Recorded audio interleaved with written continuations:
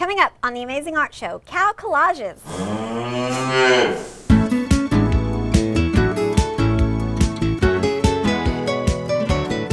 Hi, and welcome to another edition of the Amazing Art Show. I'm your host, Angie Beam. Today we are doing some cow collages. So we are going to be doing some weaving and some collaging, and it's super, super fun. I'm really excited about it. Today, what you're going to need, nothing crazy. You're going to need black and white paper. You don't have to use black and white, so if you would rather do some other colors, that would be fine too. And then you want to think about some other colors that you might see on your cow, so maybe pink, like for the nose area. You might want to have, your cow might have brown spots or purple spots or whatever. So just kind of gather up your papers that you think you might want to use for your cow's colors, and then we're set to go. You need scissors, glue, just kind of normal everyday stuff. The only one thing that might be a tad bit odd is you need a razor blade. And so you could use, like, if mom and dad have like a utility knife, that would work, or if you've got like a little X-Acto knife, that would work fine too. Mom and dad probably going to need to help you on that part. Okay, so that is it. We are ready to get started. Okay, your project today, we are starting out with a weaving, and that's going to basically end up being the body of your cow when you get finished. So we need to start by building our warp, which is basically like the surface that you're going to weave on is called your warp. So that's what we're going to start with. And you can do it, you know, you could have black paper and weave with white, or you can have white paper and weave with black. It's up to you. I have got white and I'm going to weave with black. So with your ruler, just use the width of your ruler and line it up on the edge, and I want you to just do a super faint line that's just that distance from the edge. And this is just going to be, it's going to be your little secret lines to tell you when you need to stop cutting. All right, now with your ruler, and it helps if you have got a long ruler, but if you don't, you can move it up. You are going to start, and you want to line up your ruler, and basically if you will just use the width of your ruler, it works out really, really well. And all you're going to do is you are going to take your X-Acto knife and you want to hold your ruler like we've talked about before. So you want your two fingers up here, one thumb back in the back, and kind of spread it down, and you want to really push down so that it doesn't, your ruler doesn't wiggle around. And then the thing about your X-Acto knife is you want to keep it as close to the edge of your ruler as you possibly can. So you're going to start at that point, that real faint line that we made, that's your starting point. The faint line down here is your stopping point, and all you're going to do is just run it right along there.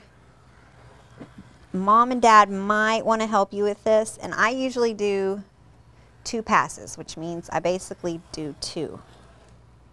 And that way I can make sure that it goes through. You want to kind of lift it up. That's what it should look like. I've stopped at my line here, so I'm good to go. Next, I'm just going to keep doing that. So I'm going to keep moving it over the width of my ruler and cutting. The hardest thing is kind of keeping it straight and keeping your blade right up next to your ruler. Now I will tell you, I did not do it on our example today, but I have in the past done what we call wacky weavings. And so instead of using your ruler and doing a straight line, you do your 2 guidelines that we started with, but instead you fold your paper in half and you kind of just do some crazy kind of cuts that go from one edge to the other. And it could be a zigzag, it could be wavy, you know, any kind of crazy kind of a pattern line. And that looks really cool too. So if you don't want to do the ruler thing and mom and dad maybe aren't there to help you with the X-Acto knife, that's a good alternative, is to do it that way. Now we were talking, I talked to you earlier about that we're making the warp, and basically that's the surface that you're going to weave on. And then the strips of paper that you are going to weave with are called your weft. W-E-F-T, weft. And so you might hear me say weft, and I'm not talking about looking to your left. I need you to get the weft, which is what you're going to be weaving with. All right, I think I got 2 more here. Now, any that you maybe didn't go all the way through, I've only done some of mine once, so we'll see how it works out. Any that you didn't get, just take your ruler, line everything back up again, and just go over that area just a little bit. If you make a little mistake, like let's say your blade kind of goes out to the side, on this side of it, you can put a little piece of tape and then recut it, because you can just make that the back of your warp. All right, so let's see how we did here. All right, everything looks pretty good. What about this one? I don't know. Yeah, look good. Okay. All right, so now we've got all of our pieces, and I'm going to move this over to the side. You want to put something underneath when you're using your razor blade, because it will cut whatever surface it's under. And then I've already cut my weft, and I did black. It's about 1.5 inches, I think is what I measured out. And you want to turn this over, because we don't want to see your pencil lines. And then it is up to you whether you want to start going under or over. It's completely your call. So I think I'm going to start by going under. So I'm going to start at this end, and I'm going to go under my first one, over the next one. And I'm just going to do over, under, all the way through until I get to the other side. And then I'm going to slide it to the edge, and your little pieces that hang over, it's no big deal. All right, next one, I want to always do the opposite of what I did before. So when I look here, the last one I went under first, so this one I'm going to go over first. So I'm going to go over the first one, under the second. And I usually like to weave out towards the middle, because the weft is the warp is a little looser. Oh, those pieces are sticking together. And then you can always slide it over to where you want it to go. And they don't have to butt up right next to one another, but try to get them as close as you can. Go. Now, if you did not want to do black and white like I mentioned before, you could use any variation of color that you would like to, and you can also, you could alternate it and make some kind of a color pattern if you would like to. And the one thing I tell my kids when they are doing this project is I say, like when you do a math problem and you get done and your teacher always says, go back and check your work and make sure that you did it right. Well, it's the same thing with art, especially with weaving, because you can always go back and check your work. And so in order to know that you did it right, all you have to do is look down the line, and it should always go, the opposite. So black, white, black, white. And I go all the way down and make sure that I've got that, and then I know that I haven't made a mistake. Sometimes, when you're weaving, professional weavers, they will skip around. It won't necessarily always be the same pattern, but we want the same pattern for our project today. I actually just got done doing a huge weaving, but I wove with paper, really thick paper, and then I actually did a painting on top. So that was pretty fun. So weavings are very versatile. You can do all kinds of stuff with them. All right. Last couple, keep checking your work.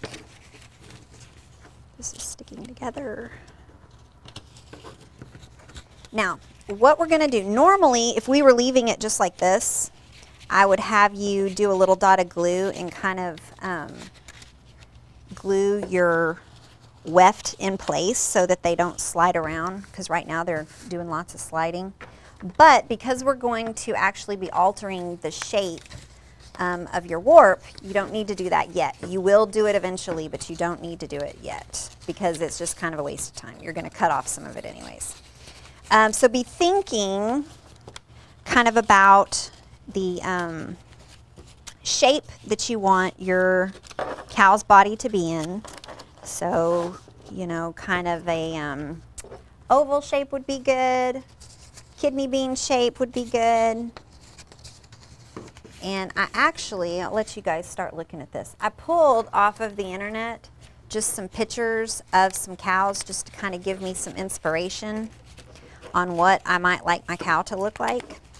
I always like to kind of get some ideas, and then I kind of like to borrow ideas from all of them. So my cow doesn't really look like any one in particular, but it kind of has some elements from all of the cows. And I was asking my husband which his favorite was, and he said, the one right in the middle is my favorite. And I was like, really? Because that's my least favorite. I don't know what he was thinking on that. I was like, that cow is just, I don't know, he's so stagnant and boring looking. So, all right, I'm done with this part. All right, now, I've thought about the shape that I want for my cow, and you can actually get a pencil and draw out your shape if you would like to. You could just do a plain oval if you would like to, or, you know, if you would like to, when I was saying that kidney bean shape, kind of if you look in here, it kind of goes up a little bit on their hind end and then up a little bit towards their neck. And your cow today that you're making is not going to have just a really big neck. It actually kind of doesn't have much of one at all, but that's okay. It doesn't really need it. Now, when you're starting out your shape, the one bit of advice I'm going to give you is this. When you're drawing out your shape, you want to make it big, so you want to use most all of your paper shape. And I want you to try your best to get the edges over here to this side part, because it'll kind of help hold things together for you in between when you get to go in just a second and you're going to glue some pieces. So get all the way over to this end and get all the way over to the other end, and I'm just kind of eyeballing it here. All right, so now I've got my line drawn. It's very faint, and I'm going to cut my pieces out of the way here. Okay, I'm going to cut along the line, and you want to be careful because the paper is going to kind of start to slide around a little bit, so that's okay. It's kind of to be expected. Just try, especially like right along where you're cutting, just don't make any sudden movements. Don't sneeze, whatever you do. And I'm just going to cut that end off because it'll get it out of my way. And I'm going to keep going.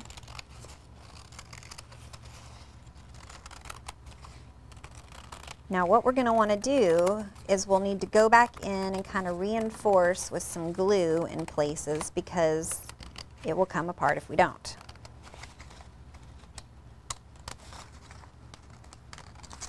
All right, just about done.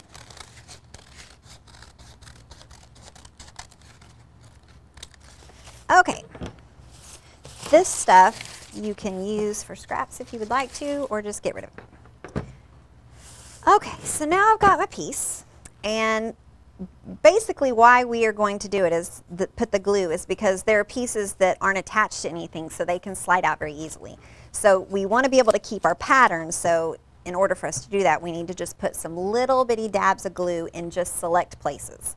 So basically what I did is I just would go, and then wherever there was like a loose little strip of weft, those are the ones that you weave with, so in my case it would be my black strips, I'm just going to lift it up and put a little dot of glue, and then once that holds,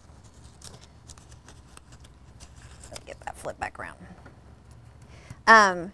Anything else that's kind of sticking up, you can also put a little dab of glue on there too. And you want to kind of pull it back down into its shape because it tends to kind of want to slide around a little bit. Okay, and then I want to do the same thing over here. And a little dab will do ya. This got moved around, so to kind of double check it before you start gluing. I'm going to put an itty bitty amount right there.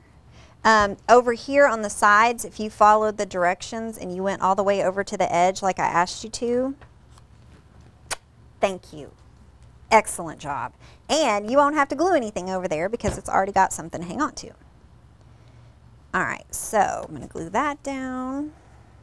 Now, the next thing we're going to start working on is the head of our cow. And this is kind of where you can get really super creative. So we can put the body to the side as soon as I get this last little bitty piece glued down. And this one's slipped around a little bit. I think that's okay. All right, so I'm going to put this to the side, and it can be gluing. And then we're going to start working on the head of our cow. And I'm going to go ahead and grab my other colors that I've got here.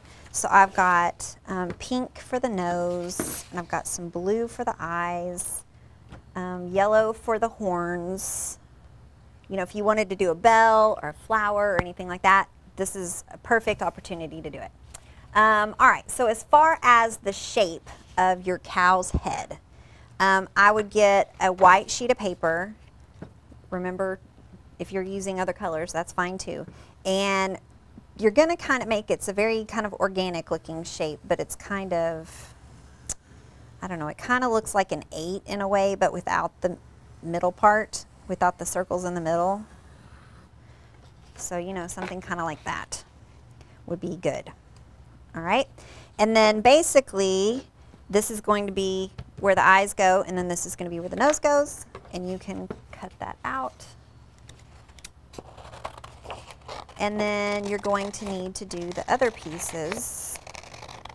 And the one thing that I will tell you that looks really, really nice is you want to make your cow's eyes really big. These are like precious cows that have just these beautiful, big, I love cows, and they've got these pretty little eyes, and they're always just looking so sweet at you. So we're going to really try to emulate that by making the eyes on our cows really big so that we can see all of the parts. And not to mention, it's just a whole lot easier to make an eye really big than it is to make it really, really small. So do yourself a favor and just make it a little bit bigger. And I'm going to exaggerate mine. I'll show you in a second.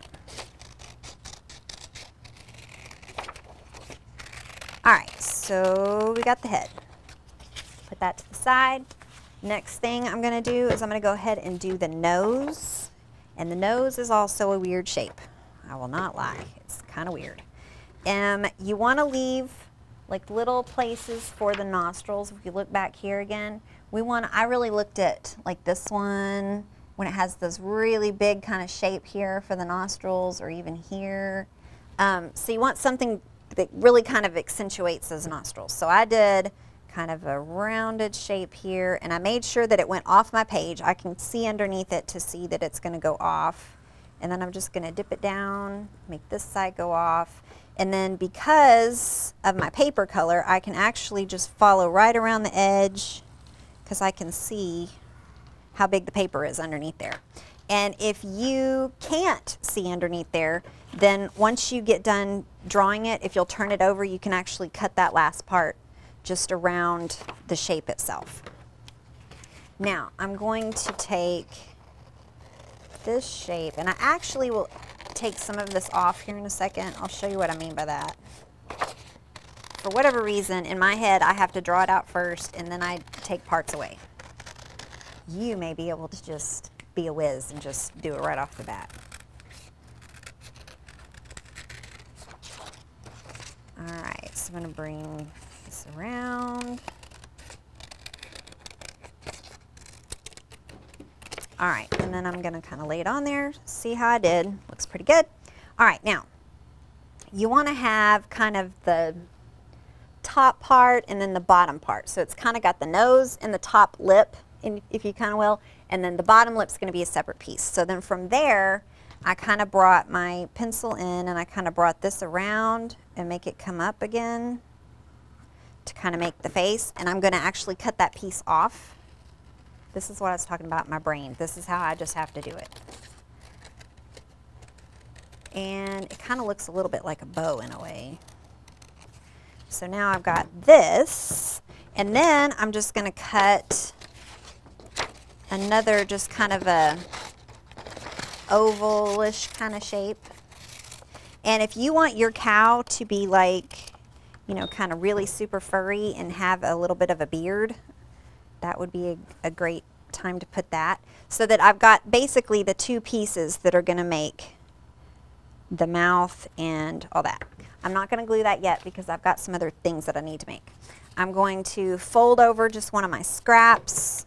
I'm going to make kind of like a parentheses kind of a shape.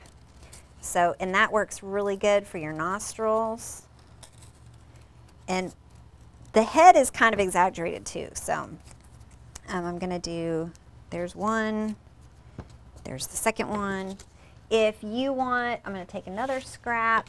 If you want your cow to be mooing, then you want to give it a little mouth that's like a little ooh mouth. So kind of an oval shape. That can get tucked in there as well. And then let's talk eyes. Okay, scrap. I need some scrap black paper.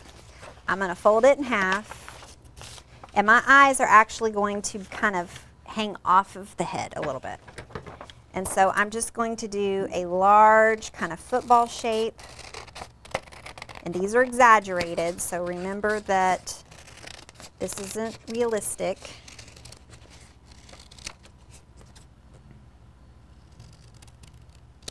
All right, so my eyes are going to look kind of like that. That looks really weird. Kind of looks like a cow with sunshades on. I don't know. All right, next I'm going to do the white part of the eye, so I need a large circle.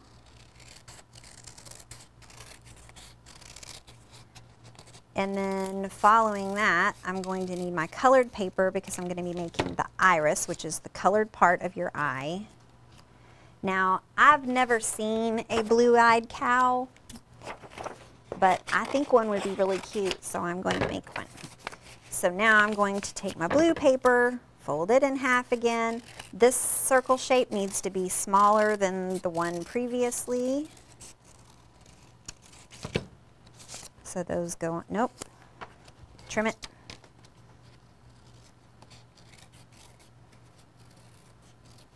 Make it a little smaller. All right, that can go there. And now I need the pupil. So I'm going to take some of my scrap paper. This is my smallest circle. That mysterious and yet so important pupil.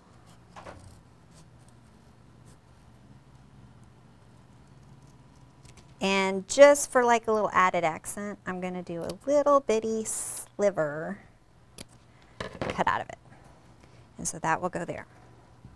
Now, if you wanted to deck out your cow with lashes or eyebrows or whatever, this is the time to do that for sure. And then also with some of my scraps, I'm running out of scraps, I need to do, I guess I'll do pink. You need some ears for your cow, so same kind of thing. You want kind of a leaf shape. So cut out your leaf shape. And cows' ears are kind of big and floppy. So kind of think about a floppy leaf. And then these can go here. Now, we've kind of got the basics built, all right? Don't forget that you want to add possibly horns, and you want spots for your cow. So we'll talk about that here in just a little bit. I'm going to scoot this over to the side, and I want to talk to you really quickly about legs. And I'm going to have to get really crafty with my scraps because I don't have enough white paper. So I'm going to take my scraps, I'm going to put them together. And my example that I brought for you today, which I'll show you here in just a second, the cow's legs are really skinny anyway, so this will work fine. So you just want to cut out some kind of a little shape that you can use for your cow's legs. And you might want your cow to have shorter legs or longer legs. It doesn't really matter, but you're going to obviously need 4 of those. And then I also want you to cut out some hooves. So if you will fold your paper, let's see, fold it in half, fold it in half again, so now you've got it into fourths. And then if you'll draw what you want your shape to look like, I already know, and you want to kind of think about how big your leg is. You don't want it to be too big. And then you can kind of cut out that you want whatever shape you want the hoof to be. So here's kind of an example of that. All right, let's go to today's art quote. A line is a dot that went for a walk. Paul Klee. Okay, I want to show you my example really fast. Let me spin her around so you can see her in all of her magnificent glory here. I want to talk to you about the last couple little things that you might want to add. Of course, you're going to glue everything together. Think about if you would like to add horns. Something else that I did not add to my cow because I kind of ran out of time, but you could add udders onto your cow if you would like to. And I also went back in and I put like some little zigzag cuts down here on the legs to kind of represent the fur that would kind of hang over the hooves a little bit. So that might be something that you want to do. And then at the last, you want to go in and you want to add lots, all different kinds of spots. And don't make them all the same.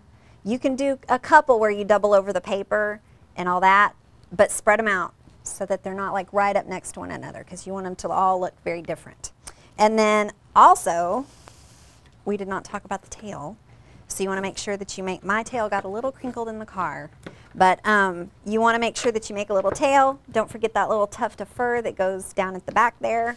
And glue everything together, and then you have got one magnificent looking little cow. So that's our show for today. Thank you so much for joining us. Now go out and make some absolutely magnificent art.